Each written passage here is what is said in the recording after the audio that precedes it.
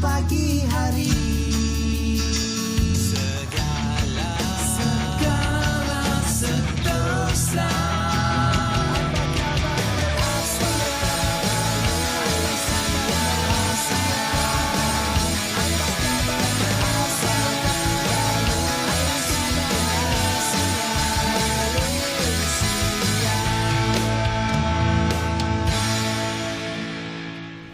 Assalamualaikum, selamat pagi, apa khabar Malaysia? Anda bertembakkan saya Dina Syahsadin dan juga Helena Pahlavi yang terus setia menemani anda untuk hari ini. Betul, terima kasih kerana sudi bersama kami dan diharapkan hari ini, pagi ini anda semua berada dalam keadaan yang sihat sejahtera. Orang kata tiada masalah yang membelenggu, tapi kalaulah ada masalah pun diharapkan urusan anda dipermudahkan. Banyakkan orang kata berdoa, zikir, fikir tu kena macam mungkin kena ambil step back, fikirkan solusi yang terbaik. Oh, yang pagi memang suka jadi pakai motivasi ya? Saya suka sebab saya rasa ia juga kalau saya pagi-pagi kalau tengok apa-apa benda yang memberi motivasi tu dia macam satu push factor untuk kita menghadapi hari itu dengan tenang, dengan positive mind. Betul lah, kalau boleh kita ni setiap hari memotivasikan diri kita kan. Kalau tak dapat nak orang lain motivasikan diri kita, kita kena motivasikan diri kita sendiri. Betul, kita penyokong diri kita yang betul. nombor itu satu. Yang kita sangat penting. Untuk pagi ni, saya difahamkan sekitar jam 9 pagi ni sebenarnya telah pun bermula satu program menarik di Dataran Merdeka. Ini berkaitan tentang pameran negarawan negara Tun Dr. Ismail yang mana bermula pada pukul 9 pagi di Dataran Merdeka, dan kita harapkan beramai-ramailah kita turun untuk menyaksikan apa yang ditawarkan dan dipamerkan sepanjang hari ini, dan kalau boleh gunalah pengangkutan awam. Betul, ini adalah antara apa yang boleh kita lakukan untuk menyemai rasa cintakan kepada negara dan juga menyoroti sejarah dan negarawan, tokoh-tokoh hebat yang bersama-sama menjayakan, menghasilkan kemerdekaan pada tahun 1957 yang lalu. Betul. Dan kita harapkan juga sepanjang bulan kemerdekaan ini ataupun Hari Kebangsaan yang akan disambut pada penghujung bulan ini, ramai-ramai kita kebarkanlah jalur gemilang tu kan. Saya boleh, macam dulu saya ingat lagi kalau naik kereta kan penuh. Orang akan letakkan bendera jalur gemilang, dan juga kadang-kadang tu bila nampak, bawalah ke mana-mana. Kalau boleh letak je dalam beg. Yang ada kecil satu macam ni kan, letak dalam beg. Kalau ada keperluan terus je kita kebarkan. Kita raikan hari bulan kemerdekaan atau bulan Hari Kebangsaan di negara kita untuk tahun ini. Dan banyak lagi sebenarnya kita nak cerita untuk hari ini, terutama tentang program menarik tentang Riuh. Apa yang Riuh ni? Okey, namun sebelum itu kita nak saksikan dulu laporan dari Bilik Berita, dan sebelum itu kita nak saksikan juga tentang laporan cuaca. Jom kita saksikan.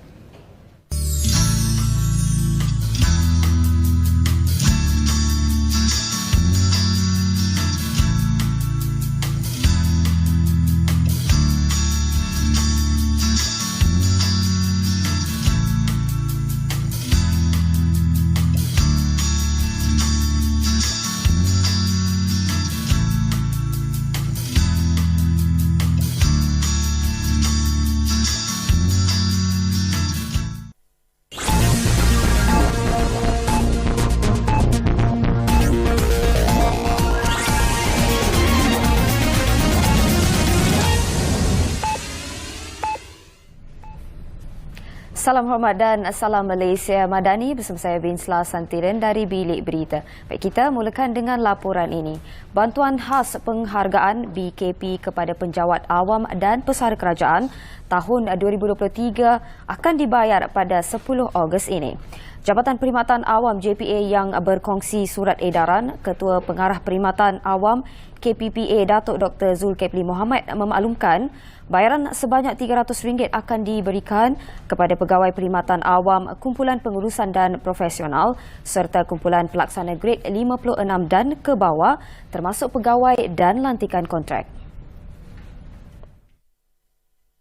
Penerima BKP juga diberikan kepada pesara kerajaan termasuk pesara berpencen, penerima pencen terbitan, pesara skim kumpulan wang simpanan pekerja, pesara besar pilihan dan belum menerima pencen, veteran berpencen serta tidak berpencen yang akan menerima sebanyak RM200.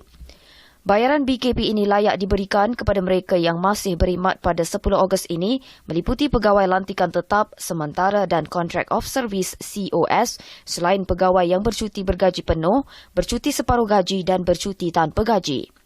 Bayaran itu juga layak diberikan kepada pegawai yang dipinjamkan termasuk ke agensi yang diasingkan pengurusan saraannya dengan BKP ini dibayar oleh agensi yang menerima peminjaman pegawai itu. BKP 2023 turut diberikan kepada pegawai lantikan MyStep yang masih berkhidmat pada 10 Ogos dan telah dilantik sebelum 10 Ogos dengan syarat tempoh kontrak telah berkuat kuasa sekurang-kurangnya 30 hari berturut-turut. Khamis lepas Perdana Menteri Datuk Seri Anwar Ibrahim dalam ucapannya pada Majlis Peluncuran Ekonomi Madani memperkasa rakyat mengumumkan bantuan khas penghargaan kepada penjawat awam dan pesara kerajaan tahun 2023 yang memanfaatkan 1.3 juta penjawat awam serta lebih 1 juta pesara.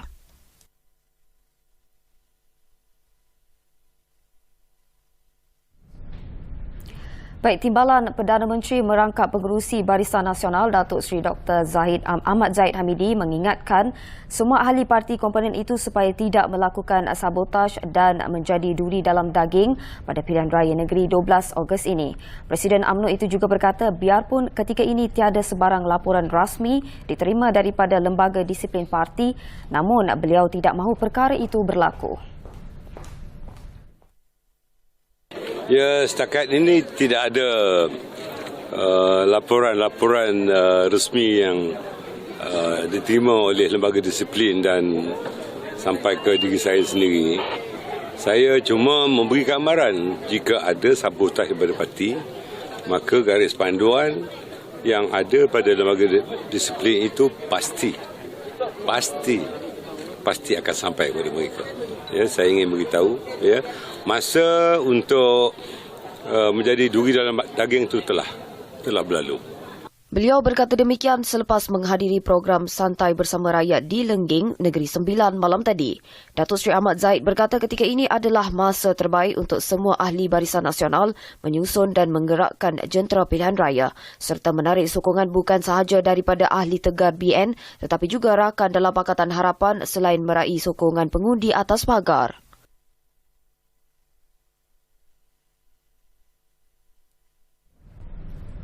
Sekian dari Bilik Berita, salam Malaysia Madani dan salam hormat.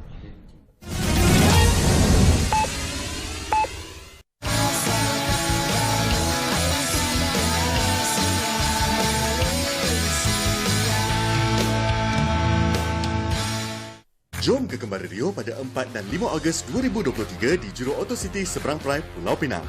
Bersama kita raikan industri kreatif tempatan. Saksikan persembahan oleh Ratu Rock Negara Ella, Anwar Zain, Mazal Tahir, Bang Fiz, Kakak Azraf, Insomniacs, Force Park Boys, Datuk Mau, Nita dan ramai lagi. Nikmati pertunjukan seni, bengkel kreatif, kedai pop-up, aktiviti dan makanan yang menarik. Kembara Rio dibawakan oleh Kementerian Komunikasi dan Digital melalui My Creative Ventures. Pakat Rio ramai-ramai.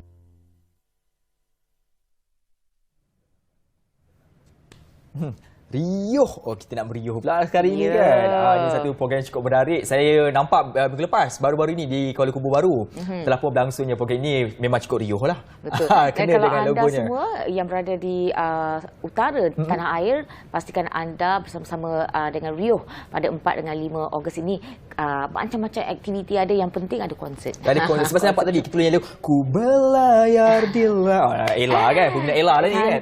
Awak ni kelakar. Okey, kita bersama dengan individu yang merupakan tulang kuat bagi program ini yang akan bersama kita bercerita lebih lanjut tentang program Riuh yang akan berlangsung di Pulau Pinang, iaitu yang berhormat Datuk Muhammad Bakhtiar Wan Chip, pengerusi kumpulan My Creative Ventures. Terima kasih Datuk kerana sudi bersama dengan kita. Baik, minggu lepas saya tengok memang riuh lah kan. Kali ini kita nak bawa keriuhan itu sampai ke belah utara pula, ke Pulau Pinang. Untuk di Pulau Pinang, mungkin Datuk boleh perincikan program yang akan berlangsung ini. Okey, di Pulau Pinang, Kembara Riuh 2023, edisi Pulau Pinang akan berlangsung di Juru Auto City, di sebelah Seberang Perai, sebelah highway je, sebelah Plus, dan akan berlangsung pada 4 hingga 5 Ogos.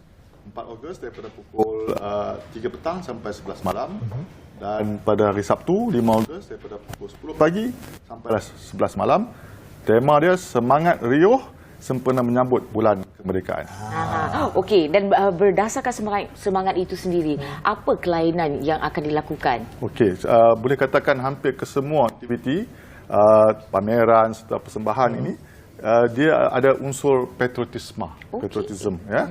Selarilah dengan bulan kebangsaan, dan juga menepati tema tahun ini iaitu Malaysia Madani, tekad perpaduan, penuhi harapan. Jadi program-program kita semua akan juga berasaskan, berunsurkan kemerdekaan.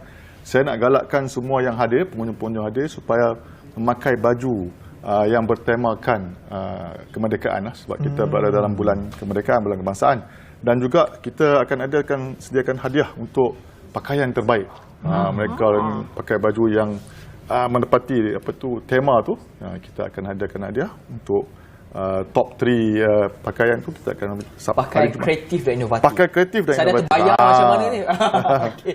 Baik, Datuk, ini pastinya akan menjadi tumpuan bagi warga-warga di belah utara secara khususnya untuk hadir bersama. Dan kita ni memang suka konsert tu. Tadi saya nampak juga ada beberapa artis kan. Untuk di Pulau Pinang ni, siapakah artis-artis akan dibawa untuk memeriahkan lagi? Kita ramai artis, 14 barisan artis. Hari pertama kita ada Sada Borneo, itu yang kumpulan band daripada Sabah tapi based in Penang. Mereka pernah masuk Asia Got Talent, semi-finalis 2015. Jadi mereka juga bersama kita. Kita ada The Alif, itu indie band, Nita, kita ada Kakak Azraf, Najwa Latif, Bang Fiz, dan hari pertama tu yang hebatnya ialah Ella, Ratu Rock Negara. Ada Ella dan Nozin juga kan? Hari kedua kita ada Kicau Bilau. Ada nama kumpulan Kicau Bilau. Chronicles, Shield Hill, itu penyanyi solo daripada Pulau Pinang. Datuk Mau, rapper daripada Pinang juga. Kita ada Four Spark Boys, kita ada Insomniacs, dan Anwar Zain serta Faizal Tahir yang akan menyanyi lagu Gemuruh. Gemuruh jiwa. Itu pun satu lagu yang boleh meningkatkan rasa semangat dan patriotisme dalam negara. Okey, Datuk, kita nak tahu juga selain daripada persembahan muzik, konsert ini sebagainya, apa sebenarnya pengisian lain yang menjadi orang kata core dalam ni, teras? Kebanyakan Rio, kita ada banyak kita jemput pop-up stores.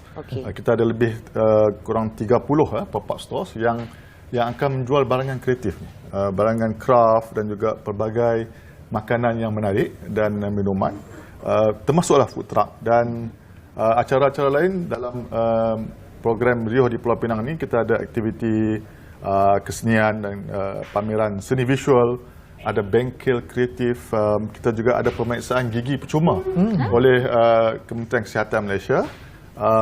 Untuk aktiviti kanak-kanak ada pertandingan mewarna, ada bubble arts, sepak raga bulat, ada horticulture, dan KPDN juga membawa jualan rahmah dalam program kali ini.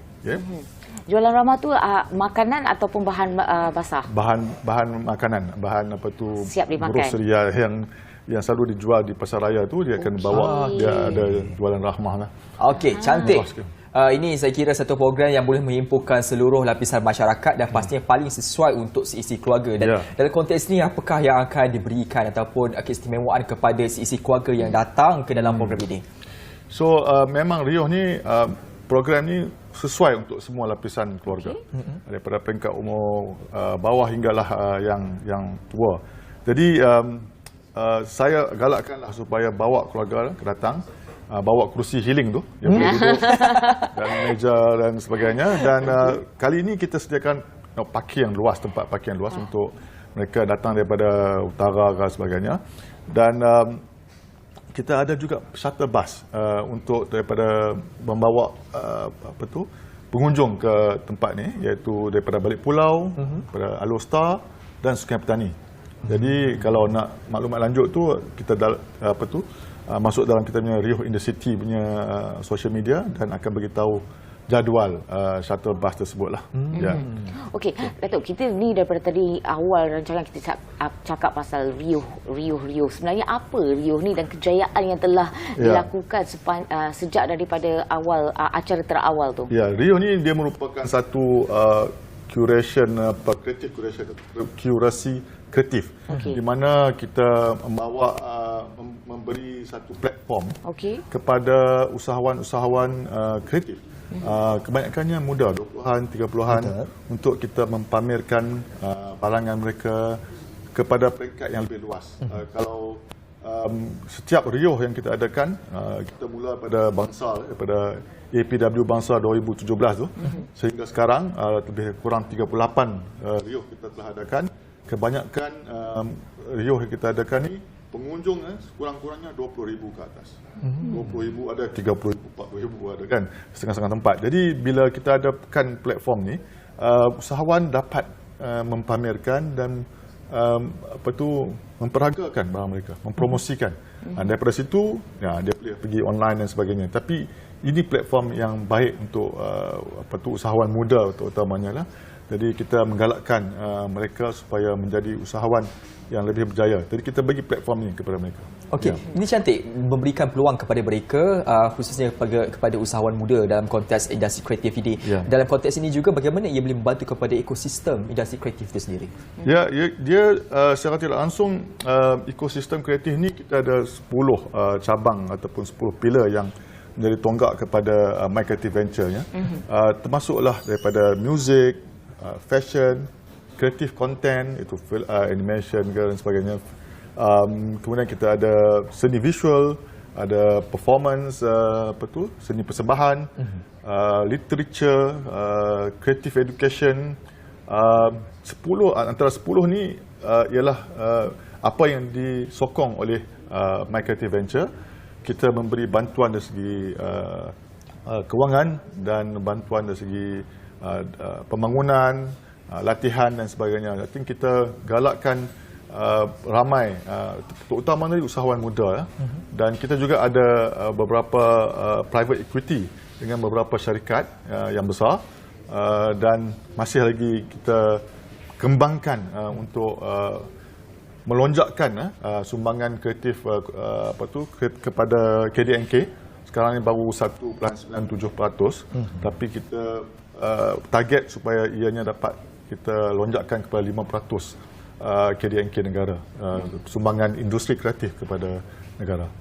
Baik Datuk, saya tertarik dengan peranan My Creative Ventures itu sendiri dalam membantu usahawan-usahawan muda ini dengan pemberian dana dan sebagainya. Bagaimana mereka yang mungkin di luar sana pada ketika ini untuk turut serta dalam program ini? I think kita ada website My Creative Ventures ataupun Rio in the City. Boleh masuk dalam ni dan kita lihat bagaimana cara untuk memohon. Sekarang ni kita fokus kepada dana kandungan digital, iaitu untuk muzik. Kita beri sehingga RM300,000 kepada industri muzik yang nak mengadakan promosi, tempatan juga antarabangsa. Kita ada beri dana itu sebanyak 10 juta yang diperuntukkan untuk ini. Dan kalau terlihat banyak sekarang ni banyak aktiviti konsert dan muzik kan, mata-mata tempat itu adalah daripada dana yang kita beri kepada untuk melonjakkan mereka. Boleh kita. Boleh. Kita boleh. Kita selalu pergi karaoke kan. Karaoke itu tak masuk dalam kita kena jadi organizer konsert, event organizer. Muzik itu sendiri dan bukan muzik saja, termasuk persembahan-persembahan yang berunsurkan muzik. Bahan kebudayaan dan sebagainya. Musical theater. Datuk, pastinya ialah orang belah selatan duk tanya juga ni. Belah timur pun dah tanya juga kan. Takkan belah utara je kan. Ada tak perancangan selepas utara, agak-agak selepas ke mana pula? Tahun lepas kita dah pergi ke Kelantan dan kita pernah pergi Johor. Ni Penang ni first time. Pertama kali kita pergi. Jadi kita cubalah pergi ke merata-rata negeri di Pulau Pinang ini untuk mempromosikan Rio. Sabah pun dah pergi ni sebenarnya. Jadi insya-Allah perancangan tahun depan mungkin kita lebih mengembara kepada negeri-negeri lain untuk bertemu dengan kesemua lapisan masyarakat Malaysia. Jadi saya haraplah supaya ramai yang belah utara, Kelantan, Kedah cuti hari Jumaat itu cuti kan. Jadi kita adakan hari Jumaat. Kita galakkan semua untuk hadir pada program yang Penang ni, yang Kembara Rio di Pulau Pinang 4 hingga 5 Ogos lah. Saya harap-haraplah supaya ramai yang datang untuk memeriahkan lagi bulan kebangsaan kita dengan datang kepada program Kembara Rio ni. Mestilah. Okey, satu lagi daya tarikan yang mungkin orang ramai kena tahu. Rio ni dibuka secara percuma kan, Datuk? Rio percuma, siapa pun datang masuk, kita tak ada tiket yang jual, dan bila datang ke Rio ni, dia menariknya dia boleh duduk sampai 1 hari. Dia tak payah duduk sejam, dan dia tempat yang healing lah. Bawa kursi healing tu penting. Bawa kursi healing tu, bawa meja, bawa keluarga lah, macam piknik lah, berpiknik di Rio tu. Saya rasa siapa yang pernah mengambil Rio tu memang Rio lah rasa. dia akan ikut semua. In fact, vendor semua pun akan ikut kita ke mana kita pergi. Okey, Datuk, bercakap tentang vendor itu, kalau di Rio Kembara di Fraser Valley hari itu, mereka ada membantu vendor-vendor daripada yang terkandas semasa Good Vibes and everything. Yes. Okey, adakah inisiatif ini juga terus diteruskan di Pulau Pinang ataupun vendornya berbeza? Ya, kita mungkin vendor berbeza, tapi kita menawarkan kepada mereka yang sebenarnya kita terbuka. Anyone can apply untuk menjadi vendor. Dan di Fraser Valley itu khususnya untuk membantu vendor yang terkesan daripada pembatalan konsert Good Vibes tu. Jadi ramai juga yang kita bantu, dan alhamdulillah 20,000 datang. Alhamdulillah jualan pun saya rasa baik untuk yang minggu lepas tu. Jadi ada yang akan ikut kita ke Penang juga. Jadi insya-Allah, jadi kita bawa mereka ke Penang. Dan menariknya mereka ni membuat makanan yang kita tak pernah jumpa, tapi something yang menarik lah, something kreatif lah. Itu yang kita jemput vendor-vendor ini ke rata-rata tempat yang kita pergi. Okey, cantik. Dan pastinya kita nak nantikan kerana ini pertama kali dianjurkan di Pulau Pinang. Dan pastinya Datuk punya harapan cukup besar untuk program ini. Dan sedikit Datuk, kita wawarkan lagi seluruh rakyat Malaysia, tak kira kat mana pun, kalau boleh sampai ke Pulau Pinang tu, boleh datang beramai-ramai. Silakan Datuk. Saya ulang, Kembara Rio di Pulau Pinang, Juru Auto City, 4 hingga 5 Ogos. Jemput ramai-ramai. InsyaAllah kita ada Ratu Rock Negara Ella dan juga Anwar Zain serta Faizal Tahir dan ramai lagi artis-artis yang akan menghiburkan anda di Pulau Pinang nanti. InsyaAllah. Datang beramai-ramai, ini satu program yang cukup menarik kerana ianya adalah program berteraskan kepada konsep keluarga. Terima kasih banyak-banyak atas perkongsian ini, iaitu yang berhormat Datuk Muhammad Bakhtiar Wancip, pengerusi kumpulan My Creative Ventures. Terima kasih atas perkongsian ini, dan kita harapkan agar sambutan bulan kebangsaan di Kembara Rio edisi Pulau Pinang yang akan bermula pada Jumaat dan Sabtu ini 4 dan juga 5 Ogos 2023 sertai pelbagai aktiviti menarik di Juru Auto City seberang Perai Pulau Pinang. Terdapat persembahan menarik dan aktiviti seperti pameran seni, budaya, bengkel kreatif, kedai pop-up makanan dan juga jualan. Kembara Rio 2023 dibawakan oleh Kementerian Komunikasi dan Digital melalui My Creative Ventures. Layari Instagram mereka di Rio @Rio_in_the_city untuk maklumat lanjut. Jom ramai-ramai kita datang di hujung minggu ini. Betul, dan kita nak berehat seketika, kembali selepas ini.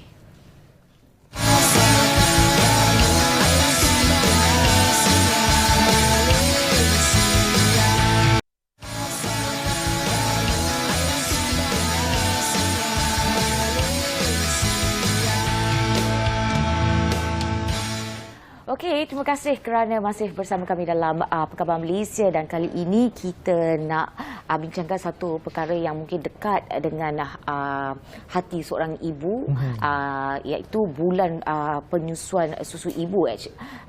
Minggu penyusuan ibu ini selalunya disambut pada 1 hingga 7 Ogos setiap tahun, dan kita semua tahu bahawa kepentingan kebaikan susu ibu itu sendiri mempunyai antibody yang bagus untuk bayi, senang dicernakan oleh bayi. Orang kata kos, tak ada kos, murah kan? Dan itu yang akan kita bincangkan sebenarnya dengan minggu penyusuan ibu untuk minggu ini. Okey, baik, kita bersama dengan Dr. Siti Maisarah Ahmad, merupakan pakar obstetrik dan juga ginekologi daripada Hospital Tunku Azizah. Selamat datang Doktor. Doktor, soalan saya pertama memandangkan saya seorang lelaki. Macam tu kan, bila kita dengar ada hari minggu susu rupanya, dan ialah bagi seorang lelaki mungkin tidak seperti wanita, kerana wanita itu melalui proses tersebut kan. Persoalan terfikir, kenapa perlu ada minggu ini? Okay, Assalamualaikum warahmatullahi wabarakatuh. Terima kasih berdama kerana menjemput saya, dan saya selaku Ketua Pusat Laktasi Kebangsaan, penyusuan susu ibu sesuatu yang natural. Sebagai encik tanya, kenapa perlu diwar-warkan? Kenapa ada minggu penyusuan yang khusus?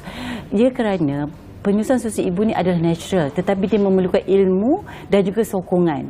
Jadi Minggu Penyusuan Susu Ibu memang diadakan setiap tahun dari 1 hingga 7 Ogos dan dia mempunyai tema yang berbeza.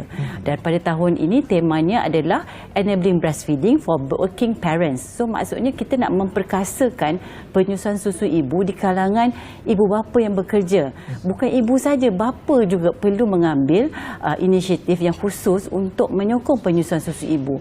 Kerana penyusuan susu ibu walaupun dia seperti saya cakap natural, tanpa ilmu yang betul, ibu-ibu akan mempunyai masalah.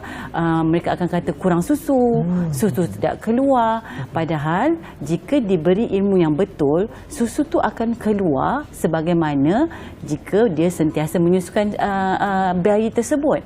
Dan seperti yang Cik telah katakan tadi, kebaikan susu ibu sangat banyak kepada ibu, kepada anak. Dan tahukah anda, kajian telah menunjukkan kalau ibu tu menyusukan anak secara eksklusif, ya, setiap hari dia boleh burn kalori 500 hingga 700 kalori tanpa ubat kurus. Kemudian bayi tersebut bila dia membesar, dia mempunyai daya tahan penyakit yang sangat kuat dan dia akan mendapat kebaikan dari segi kurang risiko untuk mendapat obesiti, kencing manis dan juga struktur muka dia akan lagi cantik. Jadi puan ni cantik mungkin kena highlight besar sikit tu, kena highlight tebal sikit tu. Dan saya kira bayi yang mendapat susu ibu mindanya lebih cerdik, doktor. Benar. Kemudian ada satu studi menunjukkan untuk anak-anak yang disusukan, mereka akan dapat kurang dengkuran bila mereka besar. Okey. Sebab mereka kata kalau dengkuran disebabkan kegemukan. Tapi studi tunjuk jika kita menyusukan anak, struktur otot dan muka kita membantu dari segi pernafasan, ya. Jadi dan kepada ibu pula, dia akan mendapat bentuk badan yang ideal selepas bersalin, given that dia makan secara berhemah lah. Janganlah sebab dia menyusu dia ingat 500 kalori dah burn, dia boleh tambah 1500 kalori. Tak boleh macam gitu. Jadi banyak kebaikan kepada ibu dan anak. Dan mengenai kos, saya Pusat Adaptasi Kebangsaan kita buat direct calculation, ya. Kalau kita ikut kos, sebulan kita kena spend 400 hingga 600. Setahun dalam berapa ribu tu? 7,200. Banyak kita boleh gunakan 7,200 untuk anak-anak punya insurans pendidikan, untuk kita pergi healing dan bersama-sama anak bercuti, ya. Jadi dari segi kos tu, dengan sara hidup yang sangat tinggi sekarang ni, penyusuan susu ibu ni perlu digalakkan. Dan bagi ibu-ibu muda, kadang-kadang ia menjadi satu halangan sebab terdapat banyak sangat mitos-mitos dekat luar sana di mana susu ibu yang pertama itu basi. Susu ibu tidak boleh dikeluarkan. Ibu perlu berehat. Tak, dia sebenarnya lebih banyak you menyusukan bayi, lebih banyak susu dikeluarkan. Okey, doktor, sebelum kita berbicara tentang cabaran penyusuan ni, saya kira pastinya banyak cabaran. Kita nak berbalik kepada tema Minggu Penyusuan untuk tahun ini, menjayakan mereka yang bekerja untuk proses penyusuan. Dan kalau kita lihat daripada statistik yang dikeluarkan oleh WHO, kita sarankan untuk bayi diberi susu ibu secara eksklusif 6 bulan pertama. Namun 55% ibu tidak menyusukan anak mereka dalam tempoh 6 bulan itu, dan 24% lagi ibu lepas bekerja langsung tak nak. So bagaimana kita nak menjayakan nak memberi satu intervensi awal untuk mengurangkan dan meningkatkan statistik ini? Okey, polisi susu kebangsaan yang selari dengan WHO, kita menggalakkan penyusuan secara eksklusif selama 6 bulan. Tanpa susu tambahan, tanpa makanan tambahan. Dan kalau boleh extend sampai 2 tahun. Berbagai cara yang telah dilakukan oleh pihak kami, pihak kerajaan untuk meningkatkan peratusan penyusuan susu ibu. Di mana di hospital kerajaan kita dan beberapa hospital swasta, kita telah ada satu program dipanggil Breastfeeding Health Initiative, hospital initiative, di mana mereka ada satu unit laktasi sendiri untuk menerangkan penyusuan susu ibu sebelum dan selepas bersalin. Maksud sebelum bersalin, ketika mereka ada follow up, mereka akan diberi penerangan. Setelah bersalin pun juga mereka diberi penerangan.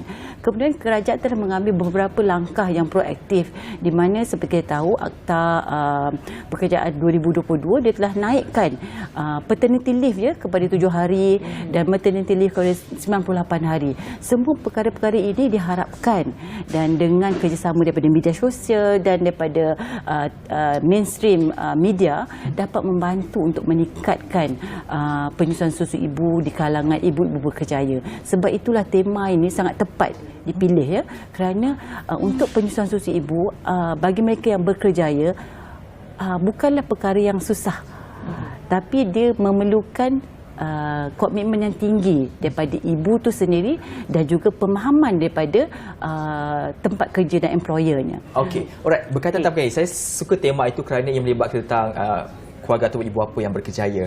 Dalam konteks ini, realiti dia berkisar soal masa, dan kebanyakan juga ibu-ibu yang bekerja banyak memilih menggunakan pam daripada terus menyusukan anak-anak mereka atau bayi mereka ini. Dalam konteks ini, adakah ianya satu perkara yang masih baik ataupun sebenarnya lebih baik kita direct breastfeeding terus? Okey, direct breastfeeding sangat bagus sebab dia merangsang hormon daripada udara pergi kepada otak untuk beritahu, okey, keluarkan susu lebih banyak. Tetapi kalau ibu berkerjaya, jika anak tidak berada di sisi, dia perlu memerahkan susu untuk mengeluarkan susu tu, untuk mengelakkan satu hormon yang mengatakan jika kita perah susu kita akan berkumpul. Hormon lain akan keluar, dia akan cakap, okey, susu dah penuh, tak payah keluar.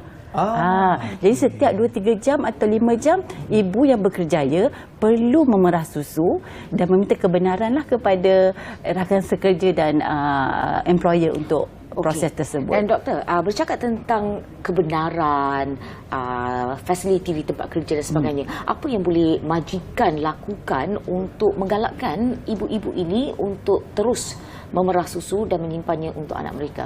Okey, ideally kita perlu ada satu physical space lah untuk mereka menyusu secara selesa. Tetapi jika kekangan itu tidak boleh dilakukan, satu ruang yang sangat kecil yang mempunyai tempat untuk ibu tu duduk secara selesa dan untuk memerah susu. Dan lagi bagus dan idealnya jika employer atau majikan boleh sediakan pam susu yang boleh diguna pakai oleh pekerja-pekerja mereka.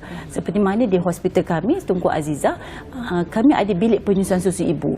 Dan ibu boleh menyusu dan ibu boleh memerah. Sementara baby itu kemungkinan berada di NICU atau ICN untuk rawatan daripada pediatrics kan. So mereka boleh memerah dan kita ada sediakan satu fridge yang kecil untuk mereka simpan, dan bila baby itu ready untuk susu, kita hantarkan susu tersebut. Jadi physical space tu penting, tetapi jika kekangan berlaku, kebanyakan ibu-ibu kita ni pergi ke surau untuk menyusu. Dan kerajaan sekarang ni mengambil inisiatif agak saya rasa dalam 10 tahun juga. Kalau kita pergi mall, memang ada tempat breastfeeding, betul?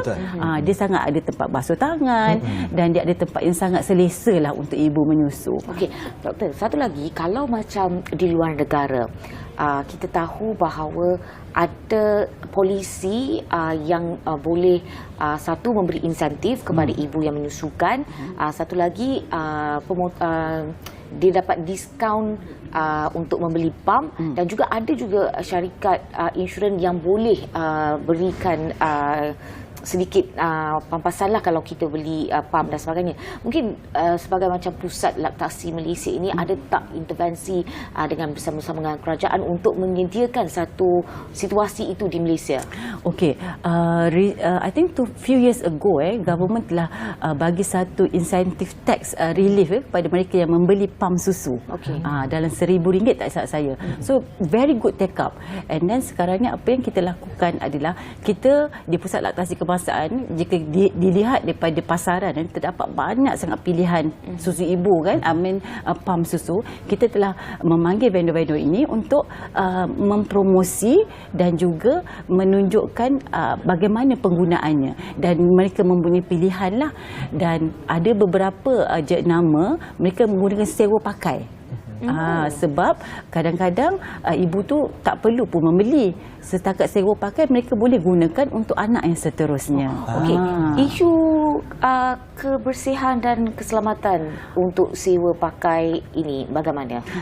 Kebanyakan pam susu ni dia ada bahagian disposable dan non-disposable. Okey. Yang disposable tu kita boleh buang saja. Yang disposable, yang non-disposable, yang non-disposable tu sangat bersih dan senang saja untuk dibersihkan dan tiada masalah dari segi cross infection dan sebagainya lah. Alright, saya nak tanya juga berkaitan tentang penyusuan kepada bayi ini. Sebenarnya sampai umur berapa yang sebaiknya? Dan kalaulah ia menjangkau lebih pada umur yang sepatutnya, adakah ia satu yang normal? Okey, sebenarnya yang digalakkan sampai 2 tahun. Tetapi saya adalah pesakit saya yang sampai 10 tahun.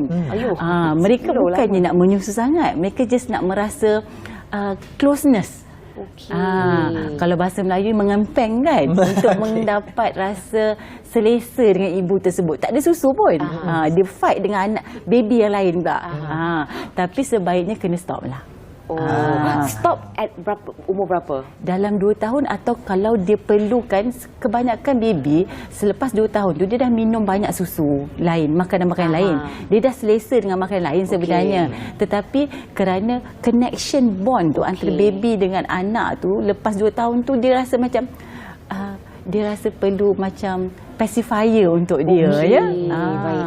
Okey, doktor, kalau kita faham, kita dapat lihat secara fizikal berapa susu yang diperah dan sebagainya, dan kalau kita isi dalam botol juga kita boleh tahu yang bahawa baby ni dah minum dah 30 ml, 60 ml dan sebagainya.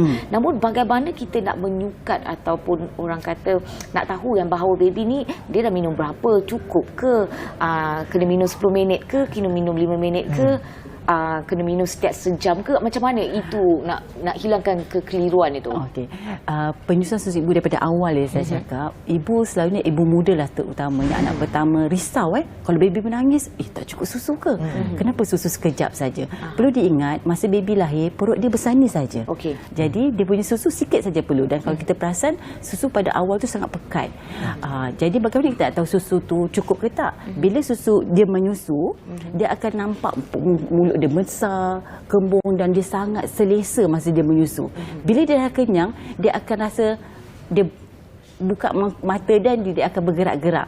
Kemudian kita tengok dia akan lepaskan sendiri susu tu, payudara tersebut. Jadi maksud itu dia dah kenyang lah. Konsep penyusuan dulu mereka kata setiap 4 jam kena bangun, kena susukan baby. Tak, sebenarnya kita kena tengok baby tu bila dia nak menyusu. There's a certain cue, dia panggil feeding cue. Banyak kadang menunjukkan tanda-tanda dia nak menyusu. Dia tak semestinya 2 jam. Kadang-kadang setengah baby 1 jam pun dia dah nak susu lagi. Jadi kita just kasih, bila dia dah kenyang, dia akan lepaskan secara sendiri. Tetapi jangan jadikan habit, bila kita susu kan kita nak baring kan. Bila kita baring, kita pun terhanyut sekali dengan baby. So kita tak tahu baby tu kenyang ke tidak. Jadi kalau boleh kita alert. Okey. Baik, ini untuk kepada para suami lah kan. Memadankan tema juga melibatkan suami juga, sukan suami. Bagaimana untuk suami ni, ilmu-ilmu penting yang suami perlu tahu, khususnya kepada suami-suami baru, maksud baru di rumah tangga, dapat pula anak pertama kan. Ilmu penting seorang suami ni perlu tahu dalam usaha memastikan supaya memberikan sokongan moral kepada isteri, dalam masa sama juga boleh menguruskan si bayi ini dalam proses dia penyusuan tersebut. Okey.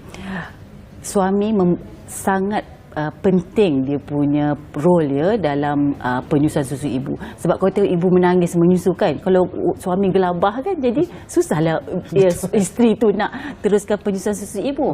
Saya selalu nasihatkan suami untuk berikan sokongan moral dan sokongan fizikal dan sokongan money. Apa maksud sokongan fizikal? Semasa ibu menyusu, kadang-kadang certain position menyebabkan dia sakit belakang. Ibu bangun malam menyusukan bayi, dengan tengah tidur tiba-tiba bayi menangis, dia seorang je bangun. Geram dia tengok suami ni tidur. Kejutkan suami, "Bang, bangun, tolong urutkan saya." Urutkan di belakang. Itulah sokongan yang diperlukan. Tak perlu cakap banyak pun. Perempuan ni kadang-kadang nak dengar, nak tengok suami tu ada di sisi sahaja kan. Kemudian dari segi kewangan, mungkin boleh belikan pam susu yang bersesuaian. Dan juga mungkin boleh belikan baju-baju maternity yang cantik-cantik untuk ibu tu rasa dihargai ya. So itulah dari segi sokongan suami yang kita perlu. Sebab tu kerajaan telah menaikkan paternity leave tu ke 7 hari. Bukan untuk bersenang lenang untuk support isteri itu.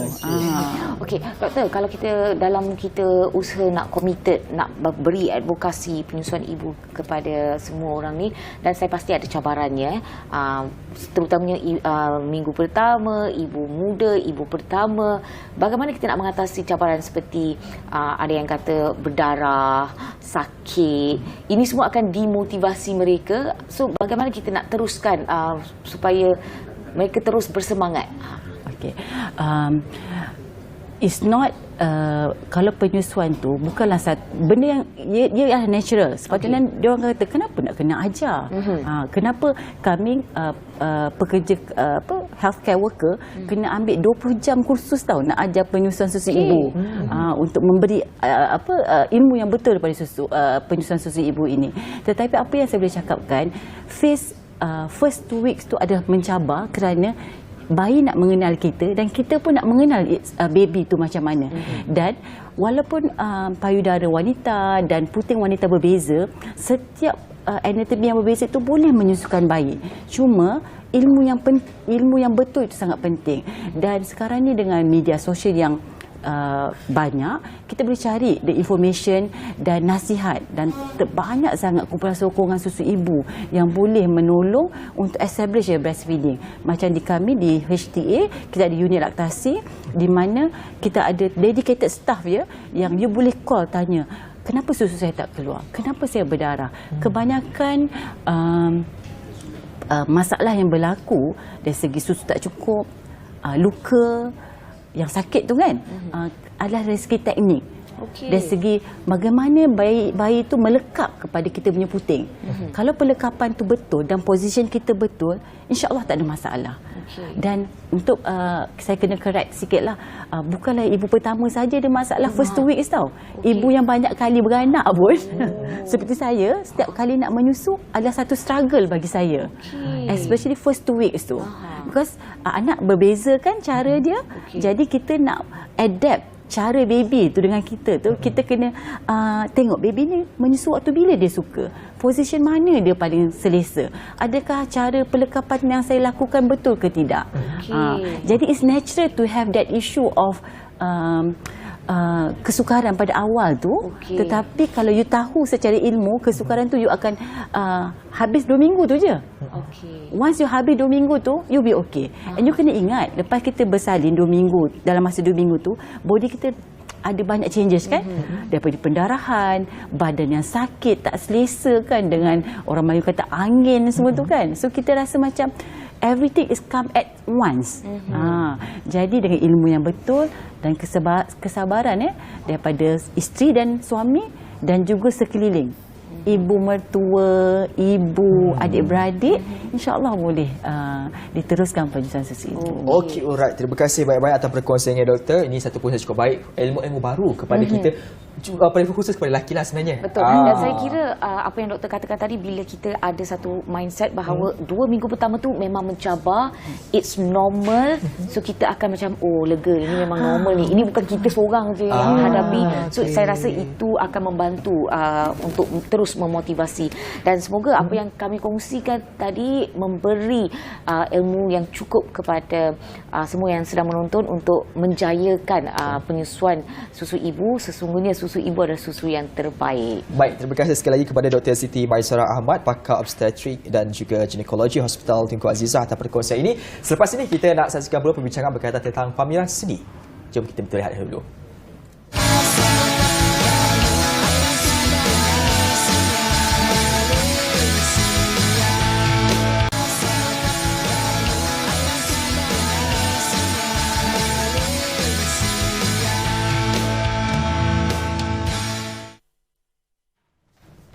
Baik, ini satu lagi program menarik bagi mengangkat seni dan juga industri kreatif negara, khususnya dalam konteks seni dan juga kraft, yang saya kira ini adalah salah satu perkara yang perlu untuk ditingkatkan lagi.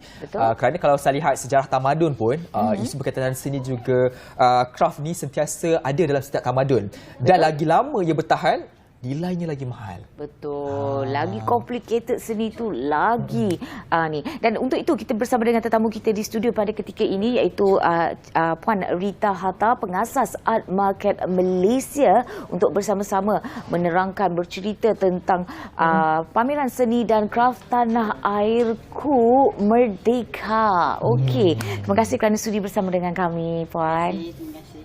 Okey, ini satu program yang saya kira memang tepatlah memandangkan negara kita ni cuba untuk memastikan supaya madani itu ada dalam semua sektor. Spektrum itu akan ada wujud. Untuk program pameran seni dan kreatif Tanah Airku Merdeka, apakah sebenarnya tujuan dan juga objektif utama sebenarnya bagi program ini yang saya kira dinanti-nantikan oleh penggiat seni dan juga kraf negara, dan saya kira juga mereka yang berkecimpung dalam bidang ini juga tak sabar melihat hasil juga karya itu. Okey, Art Market Malaysia sebenarnya platform untuk para seni visual, artis.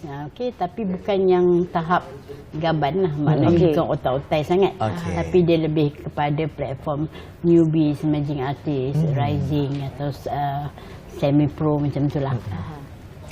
Dan program Merdeka ni dah sinonim dengan kita. Setiap tahun memang kita buat. Cuma berubah tempat dan lokasi. Tapi kita contoh macam Rio lebih kepada program kreatif banyak, tapi kita lebih fokus kepada seni visual, seni lukisan, painting, sculpture dan sebagainya. Dan tujuan kita bila buat Merdeka ni sudah tentu kita nak menyemarakkan kemerdekaan melalui seni. Bila pelukis itu melukis dengan tema merdeka, sedikit sebanyak dia menyuntik semangat dalam diri. Kadang-kadang mereka akan tanya apa nak lukisnya, dan saya selalunya agak saya mahir dalam memberi cadangan dan idea, dan tapi saya tidak boleh melukis, tapi saya boleh memberi mereka okey lukis begini sebab kita tak nak terlampau stereotype. Bila Merdeka je gambar bunga raya je, tak nak, kita nak something yang different, something yang boleh mencetuskan semangat atau pemikiran yang kreatif. Okey, dan seperti kita sedia maklum bahawa program ini, pameran ini akan berlangsung daripada 16 Ogos sehinggalah 17 September 2023. Lama. Ya. Okey. So, kita nak tahu program yang dilakukan, pameran yang dilakukan, adakah ia berbeza setiap hari? Bagaimana ia dikuritkan? Okey, selain kita ada program perasmian, kita juga akan adakan kelas. Art class, art untuk kanak-kanak, adult. Dan kelas-kelas kita ni tidak seperti kelas-kelas di luar sana yang agak mahal, tapi kita cuba untuk mengurangkan kos supaya lebih ramai lagi akan minat pada art. Selain pada kelas, kita akan ada tarian. Contoh kita pernah buat tarian tempatan. Kita pernah buat kelas belajar zapin. Dan kita banyak menghimpunkan mereka-mereka yang dari luar. Mereka minat nak belajar zapin semua. Jadi kita pernah ada kelas mengubah bunga dan banyak. Kita akan program syair sajak. Contohnya dulu kita pernah buat lagu, mereka yang nak dapat goodie bag daripada kita kena nyanyi lagu yang berkaitan dengan kemerdekaan. Jadi ramailah yang akan, walaupun tak banyak, tapi kita nak contoh gemilang ke apa ke. Jadi kita nak menaikkan semangat cintakan negara, ya. Walaupun kita berbeza ideologi dari segi orang ni begini begitu, tetapi daripada satu sudut kita semua sayangkan negara kita. Betul tak? Kerana seni juga adalah satu elemen yang menyatukan setiap daripada manusia ini. Dari sini itu kita melihat bagaimana pekarya itu cuba mengimplementasikan apa yang cuba disampaikan. Dan salah satu karya yang kita dapat lihat di depan ini adalah satu karya. Mungkin boleh ceritakan sikitlah berkaitan dengan karya ni kan. Ianya dilukis oleh siapa? Dan apakah motif yang dilukiskan di dalam hasil karya ini? Okey, kita bawa satulah painting contohlah. Antara painting yang, sebab kita ni konsep painting kita tak ada terbuka. Dan salah satunya saya bawa yang berlainan sikit, berkonsep cubism. Ini dilukis oleh seorang arkitek yang berlokasi di Johor Bahru, Encik Nur Azman. Harap ditengoklah, ni surprise ni. Saya pertama kali bawa lukisan beliau dan saya anggap lukisan dia berbeza, tidak stereotip seperti lukisan lain. Namun itu adalah pilihan kepada pembeli lah. Ada yang minat, dia akan terus dia akan terus dapatkan. Tapi lukisan beginilah yang kita mahu tampilkan ataupun kita mahu bawa ke depan, kerana kita tak tahu siapa yang kita boleh naikkan akan di masa akan datang. Contohnya sebelum ini kita pernah menghasilkan satu artis OKU yang sudah ada nama sekarang ni adalah Wan Jamila, dan itu juga daripada hasil platform kita.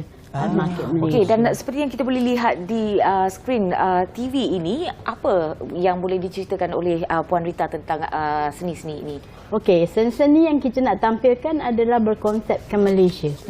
Maknanya berkonsep yang lebih dekat dengan kita lah. You tengok buai tu kan? Buai tu kan, semua orang yang beli tu pun dia rasa macam dia teringat zaman-zaman dulu kita. Supaya kita jangan lupa. Dan rumah-rumah kampung itu Gunung Mulu berkaitan warisan kita. Dan saya lebih menekankan ini mayat hitam dan sebagainya. Dan jangan lupa kita juga ada artis OKU. Ramai kita ramai artis OKU yang terlibat dan banyak lukisan-lukisan yang kita bawa daripada mereka. Dan semasa pameran ini nanti, adakah kita berpeluang untuk bertemu ramah dengan pelukis-pelukis cilik, pelukis-pelukis OKU ini? Masa program perasmian memang kita akan jemput mereka, dan mungkin ada beberapa orang yang akan buat orang kata persembahan melukis, atau kita akan bawakan beberapa orang karikatur untuk program pada perasmian nanti. Okey, serta juga sebab tadi saya nampak banyak lukisan-lukisan dan juga ada jual beli. Masa pameran ada juga proses jual beli dilakukan. Kita punya pameran memang sentiasa ada jual beli. Sebabnya itulah tujuan kita, sebenarnya nak membantu mereka untuk menjual hasil lukisan. Kerana sampai kini sejak 2015 kita beraksi, kita sudah menjual lebih kurang 3,000 pieces, lebih 1,000 buah art. Dan walaupun bukan satu number ataupun yang besar, tapi kita alhamdulillah bersyukur sebab nak jual art bukan mudah, dan kita dapat membantu. Kebanyakannya adalah artis-artis yang masih baru, baru belum ada nama, dan juga OKU. Okey, cantik. Di penghujung ini, saya pasti peminat-peminat seni dan juga anak-anak kita yang tidak didikkan dengan seni ini akan bersama-sama untuk memeriahkan program ini. Mungkin di hujung ini boleh wawarkan kepada masyarakat Malaysia khususnya masa daripada 16 Ogos hingga 17 September, lebih kurang dalam sebulan dibuka, di mana program ini akan berlangsung, daripada jam berapa yang akan berlangsung, dan jemputlah mereka beramai-ramai. Okey, program ini akan berada di lokasi menara dekat je, you all pun boleh datang. Menara 238 yang dimiliki oleh KPJ. Mereka sebenarnya menaja kita punya venue, selain ada bazar-bazar lain, dan dibuka pada 16 Ogos hingga 17 September, iaitu dan tentu termasuk Merdeka dan Hari Malaysia. Dan daripada jam 10 hingga jam 6 petang. Dan memandangkan lokasi ini lebih kepada weekdays, dan tentu pada weekend mungkin hanya ada program-program contoh painting, kelas, semua itu. Tapi program yang lebih meriah pada hari-hari biasa sentiasa akan dibuka kepada semua pelanggan, dan mereka boleh datang bawa ramai-ramai, tak ada charge, tak ada bayaran. Okey, boleh datang bukan pengurutan awam. Kita ada MRT station paling dekat Jalan Raja Muda. Okey. Dan kalau maklumat lanjut, anda boleh saja layari Art Market Malaysia. Okey, baik, itu saja masa yang kita ada. Terima kasih Puan Rita Hatta, pengasas Art Market Malaysia. Dan kepada anda yang berada di utara negara, jangan lupa 4 dan 5 Ogos ini sambut Bulan Kebangsaan di Kembara Rio edisi Pulau Pinang bermula Jumaat dan Sabtu ini, dan pelbagai aktiviti menarik di Juru Auto City seberang Perai Pulau Pinang. Terdapat banyak persembahan menarik dari aktiviti seperti pameran seni, budaya, bengkel kreatif, kedai pop-up, makanan dan juga jualan. Dan Kembara Rio 2023 ini dibawakan oleh Kementerian Komunikasi dan Digital melalui My Creative Ventures, dan layari Rio in the City untuk maklumat lanjut. Baik, itu saja masih ada, dan kita harapkan anda terus dalam keadaan bermotivasi, dan paling penting juga saya banyak kali nakkan ulang, kibarkanlah jalan gemilang.